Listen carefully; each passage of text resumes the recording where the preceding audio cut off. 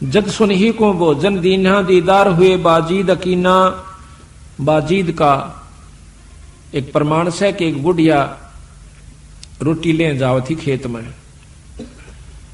4 रोटी उसने ले रखी थी, अपना काम करने खातिर, गुजारा पेट की खातिर कोई काम जारी थी मजदूरी में।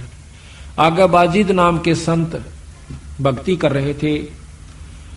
ये बाजीद पहले राजा था। एक ऊंट के मर जाने से इसने राज छोड़ दिया था कि जब ऊंट मर गया था हम भी मरेंगे भाई, यू काहे का फिर राज और क्या का यू पाठ, इन छोड़ डमडमे न बावड़ा, 2 दिन का जीवन सके तक कुत्ते बने हंडांगे।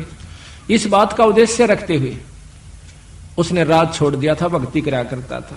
कई वर्षों की 50, 20, 30 साल की भक्ति जब उसकी होली थी तो वो एक कुतिया ब्यागी उसके आश्रम के यानी झोपड़ी के साथ में, और कुतिया भूखी कुतिया जो बंदे उसने बहुत भूख लगा कर बेचारी ने अपने कुतरुआ ने भी खा जा कर, वह जब भूख को समय पर उसको टोक नहीं मिला था, इतनी भूख कसाई हो जैसे।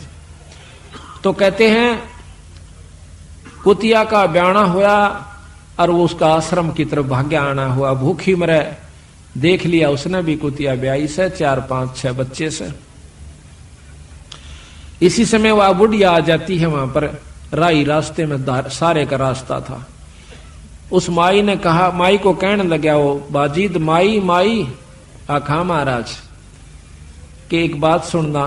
क्या कि बुढ़िया या कुतिया ब्याई हुई से और इसने बहुत भूख लगी है, 1 रोटी गिर दे।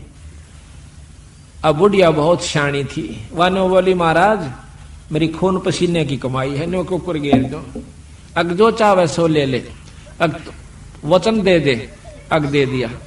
अपनी चौथे हिस्से की कमाई दे दे, मैं 1 रोटी घेर दूंगी। कहने लगा माई भूख और से कुतिया ने 1 और घेर दे कि आधा संकल्प कर दे अपनी कमाई का, आधा कर दिया।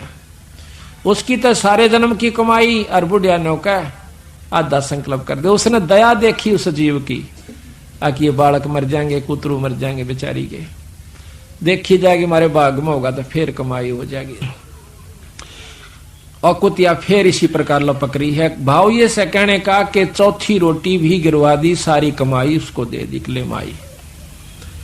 इतने में भगवान विष्णु प्रकट हो जाते हैं, परमात्मा की शक्ति उनके सामने आ जाती, क्योंकि ये उपासक जब तक इन्हीं के थे, 3 लोग के उपासक। देखो आगे भी भक्ति जब हमें लगी, जब हम कितना न कितना अच्छी शक्ति भाव से लगे हुए होंगे, इसका बहुत बड़ा प्रमाण आपको देंगे। ये बाजीद फिर आगे के बने आकर के, वहां मुक्ति नहीं हुई बाजीद की, लेकिन कमी भी कुछ नहीं रही जब इतना कुर्बानी आ जासे। तो उसी समय भगवान प्रकट होते हैं, वो खुदा अल्लाह प्रकट हुआ। कहने लगा बाजीद भाई चलतन मुक्त करूं सो, और गेल करने पड़ेंगे ये बुढ़िया भी। तो बुढ़िया भी मुक्ति कर दी, क्योंकि वह सारी कमाई बुढ़िया को मिली, और परमार्थ में दी हुई कमाई कहते हैं तेरे को भी दूंगा, चलो तुम्हें दोनों को स्वर्ग ले चलता हूं। तो इसी प्रकार महाराज कहते हैं कि जब सुनही को भोजन दीना, दीदार हुए बाजीद यकीना। जब सुनही कहते हैं कुतिया को भोजन दिलवाया, जब उसको यकीन हुआ कि ठीक कहो सो परमात्मा दूर नहीं है, परमार्थ के लिए कोई कार्य किया जाता है। ये तो जो आपको कथा सुना रहे ना, अब ये कथा में अभी मैं भिन्नता नहीं उत्पन्न करूंगा, नहीं तो इस कथा का आनंद खत्म हो जाता है।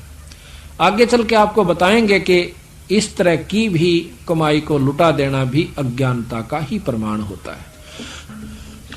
तो उसका तरीका संतों ने बताया है कि उस हंस को अपने शरण में लेकर उसकी भी कमाई करवावे और मुक्ति का असली मार्ग बता देवे, उसको धर्म पुण्य पर ला देवे।